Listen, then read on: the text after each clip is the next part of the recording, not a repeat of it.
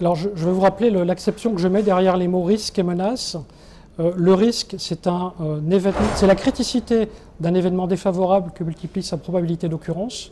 La menace, c'est tout simplement un risque que multiplie une volonté, en fait. Alors, derrière tout ça, je vais me concentrer sur les menaces auxquelles nous sommes confrontés. En partant de la plus dangereuse, c'est naturellement une action terroriste à l'endroit de l'un de nos data centers. Alors, la criticité est importante, mais la probabilité d'occurrence est quand même relativement faible.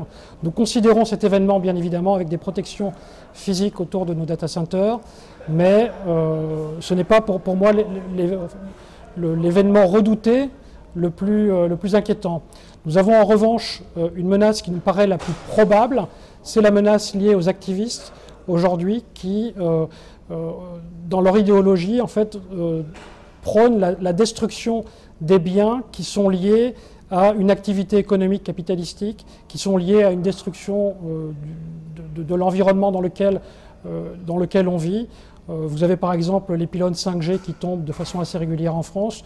Vous avez eu il y a 15 jours, mercredi il y a 15 jours, la destruction qui a été bien documentée des fibres optiques de grande élongation entre les métropoles en France, dans une première ceinture autour de la région parisienne.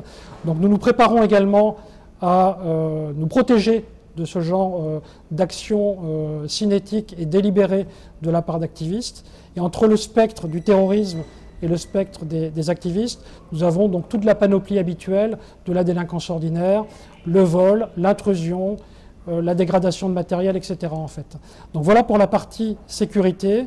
Il y a autrement des menaces nouvelles que l'on regarde de très près, c'est la menace drone en particulier, même si aujourd'hui on n'a aucun événement pour documenter en fait ce propos. Et le risque réputationnel également est important, il faut le prendre en compte, c'est un travail en équipe avec en particulier notre équipe de marketing. Pour le risque cyber, nous avons donc à prendre en compte uniquement la protection de nos infrastructures critiques. Il est entendu que nos clients ont la responsabilité avec les prestataires auxquels ils confient leurs données, d'assurer par eux-mêmes une solution de sécurité en propre en fait.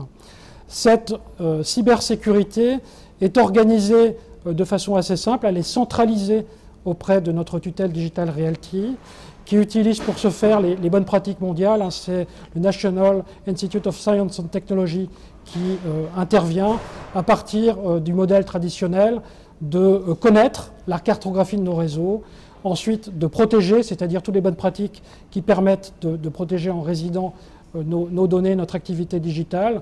Ensuite, il y a bien évidemment l'alerte, il y a ensuite l'alerte, il y a ensuite l'intervention avant de passer à la rémédiation, donc la mise en place de sauvegarde en fait.